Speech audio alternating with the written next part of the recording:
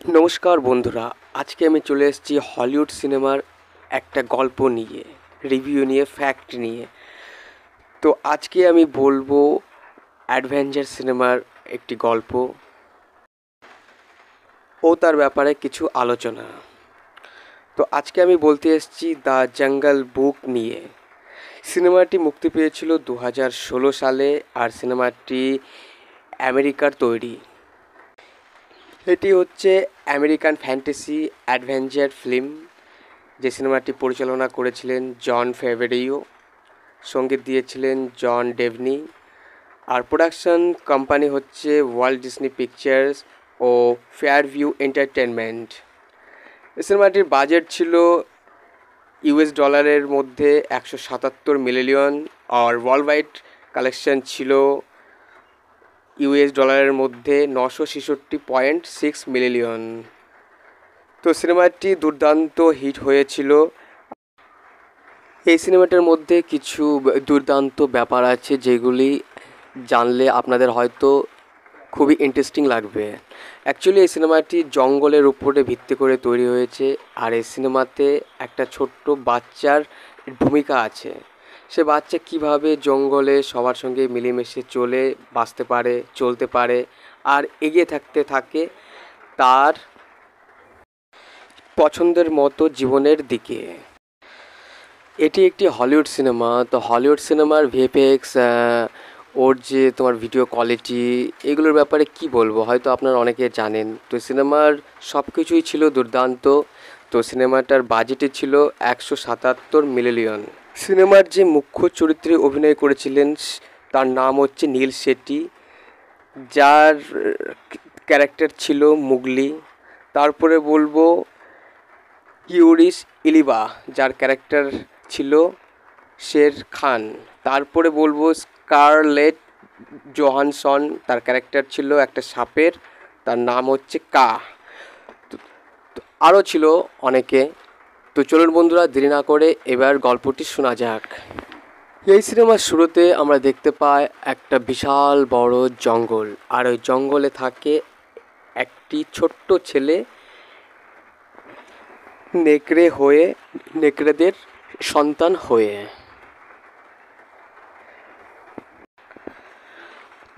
তো নেকড়েরা তাকে নিজের ছেলে বলেই মানে, আর তাকে খুব ভালোবাসে। সে যে মানুষ সেটা তারা কখনোই মনে করে না। তারা তাদের অন্য ছেলেদের মতো তাকেও নিজের ছেলেই মনে করে। কিন্তু এখানে একটা অন্য ব্যাক গল্প আছে, সে গল্পটা আমরা জেনে নিই। মুগলি, সে ছোট থাকতে তার বাবার সঙ্গে এক গুহার মধ্যে থাকে, আর সেখানে আসে একটা টাইগার মানে শের খান। আর আসার পরে সে তাদেরকে হামলা করতে চায়, কিন্তু মুগলির বাবা সে বাঘের সঙ্গে লড়াই করতে চায়, কিন্তু মুগলির বাবাকে সেই শের খান মানে সেই টাইগার মেরে ফেলে। আর আগুনের জন্য শের খান ভয় পেয়ে সে ওখান থেকে পালিয়ে যায়, দিয়ে ওখানে মুগলি একা পড়ে থাকে। আর ওখানে চলে আসে তাকে বাঁচাতে একটা ব্ল্যাক প্যান্থার মানে কালো বাঘ। তো সে সেখানে এসে সেই বাচ্চাটিকে উদ্ধার করে, আর বাচ্চাটার দায়িত্ব সে দিয়ে দেয় নেকড়েদের কাছে। আর নেকড়েরা তাকে নিজের ছেলে বলেই মনে করে, আর তাদের বাচ্চাদের সঙ্গেই নেকড়ে থাকে, খেলাধুলা করে, আর জঙ্গলে বাস করতে থাকে। তো এইভাবে চলতে চলতে হঠাৎ একদিন চলে আসে শের খান একটা জায়গায়। সে সেখানে চলে আসার পর সে ওই মানুষের বাচ্চাটাকে মানে সেই মুগলিকে সে মেরে ফেলতে চায়। তার কারণ ওই মুগলির বাবা ওই শের খানের চোখ একটা কানা করে দেয় আগুন দিয়ে পুড়িয়ে। কিন্তু নেকড়েরা তাকে নিজের ছেলেই মনে করে। তারা কখনোই ভাবে না যে সেই মানুষটা মানুষের ছেলে। তো নেকড়েরা চায় যে আমরা তাকে রক্ষা করব, আর তাকে বাঁচিয়ে তুলব, আর সে এই জঙ্গলে আমাদের সঙ্গেই থাকবে। কিন্তু শের খান সেটা কখনোই মেনে নিতে চায় না। সে শুধু চায় ওই মানুষের বাচ্চাটাকে মেরে ফেলতে। কিন্তু বাঘের সঙ্গে লড়াই করা নেকড়ে বা অন্য কোনো ছোট জীবজন্তুর কাজ নয়। তো তারা সিদ্ধান্ত করে যে মোগলি সে জঙ্গল ছেড়ে চলে যাবে। আর জঙ্গল ছেড়ে সে যেতে লাগে সেই কালো বাঘটার সঙ্গে। যেতে যেতে হঠাৎই একটা বড় ঘাসওয়ালা জায়গাতে সে দাঁড়িয়ে পড়ে। তার সঙ্গে কালো বাঘটাও থাকে। হঠাৎই সেই শের খান মানে সেই বাঘটা তার উপরে ঝাঁপিয়ে পড়তে চায়, আর সে কোনোভাবে বেঁচে যায় আর ওখান থেকে ছুটতে থাকে। ছুটতে ছুটতে অন্যদিকে কালো বাঘের সঙ্গে সেই শের খানের বড় মোকাবেলা হয়, আর কালো বাঘকে সে পরাজিত করে। আর অন্যদিকে সেই মোগলি, সেই ছোট্ট ছেলেটা, সে পালিয়ে যেতে থাকে। কিন্তু বাঘ তাকে ধরতে পারে না। সে কোনোভাবে এক মোষের দলের মধ্যে ঢুকে যায়, দিয়ে সে মোষের সাহায্যে ওখান থেকে বেরিয়ে যায়, আর শের খান তাকে ধরতে পারে না। তো এইভাবে সে ওখান থেকে বেরিয়ে যায়, আর সে চলে আসে একটা জঙ্গলের মধ্যে। আর অন্যদিকে তারই বন্ধু কালো বাঘ সে থাকে, কিন্তু সেই কালো বাঘ তার কোনো খোঁজ সহজে পায় না। জঙ্গলের মধ্যে ঢুকে সে চিন্তা করে তার কিছু খাওয়া দরকার। তো সে গাছ থেকে কিছু ফল পেড়ে সে খেতে শুরু করে, সাইডে ফল রেখে। আর অন্যদিকে কিছু ছোট ছোট পশুরা এসে তাকে ভুলিয়ে সে ফল নিয়ে পালিয়ে যায়। সে ছুটতে থাকে সেই পশুদের পিছনে, কিন্তু সে ফল সে পায় না। আর পৌঁছে যায় একটা বড় অন্ধকারাচ্ছন্ন জঙ্গলের মধ্যে, যেখানে থাকে কা মানে একটা বড় সাপ। তো সে জঙ্গলটা সে দেখতে থাকে। হঠাৎ আওয়াজ শুনতে পায় একটা মেয়ের কণ্ঠে, কিন্তু সে বুঝতে পারে না এটা কে।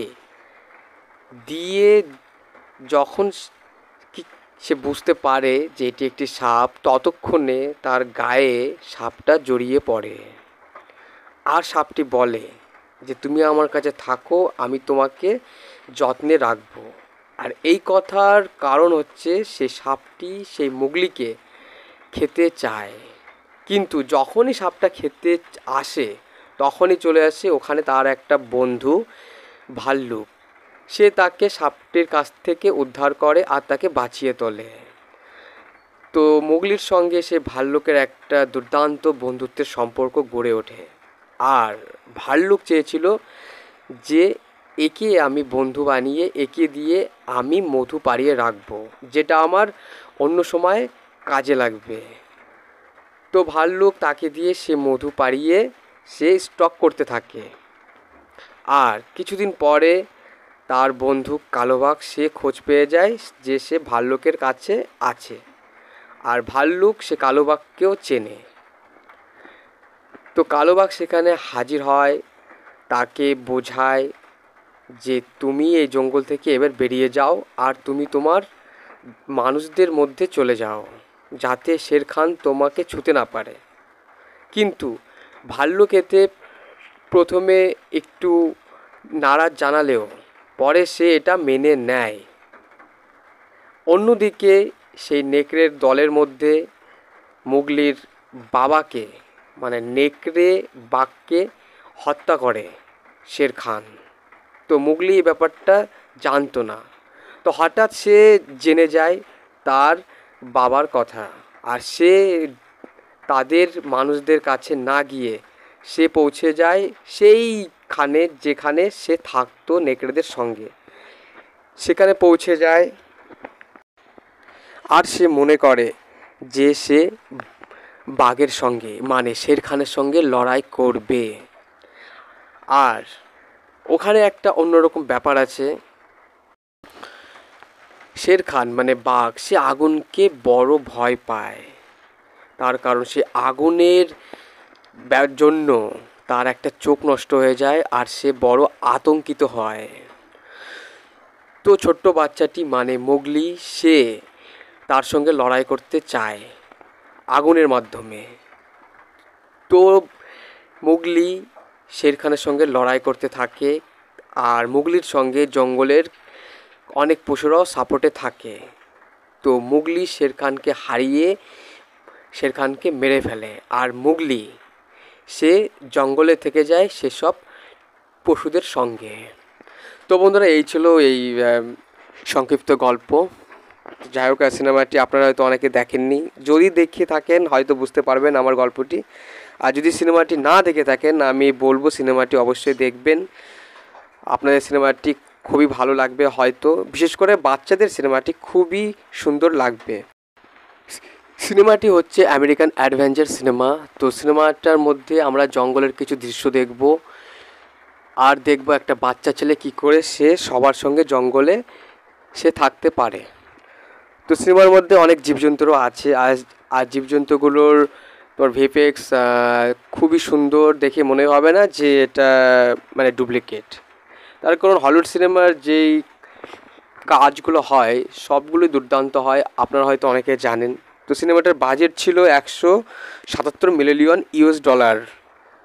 আর এর বক্স অফিস ছিল $, মধ্যে $966.6 মিলিয়ন। সিনেমাটি হয়তো আজও অনেকের মনে গেঁথে আছে, মন ছুঁয়ে আছে। সিনেমাটি অবশ্যই দেখবেন যদি ইচ্ছা হয়, আশা করি সবার ভালো লাগবে। তো সিনেমাটি পরিচালনা করেছিলেন জন ফেভারিও, আর এই সিনেমাটার মিউজিক দিয়েছিলেন জন ডেভনি, আর এর প্রোডাকশনস কোম্পানি হচ্ছে Walt Disney picture and fair view entertainment. তো বন্ধুরা, এই ছিল আজকের আলোচনা। আবার দেখা হবে অন্য একটা সিনেমার ব্যাপার নিয়ে। আপনারা ভালো থাকবেন, আর আমার চ্যানেলটি যদি ভালো লাগে অবশ্যই বন্ধুদের সঙ্গে শেয়ার করবেন, লাইক করবেন আর সাবস্ক্রাইব করবেন। ধন্যবাদ।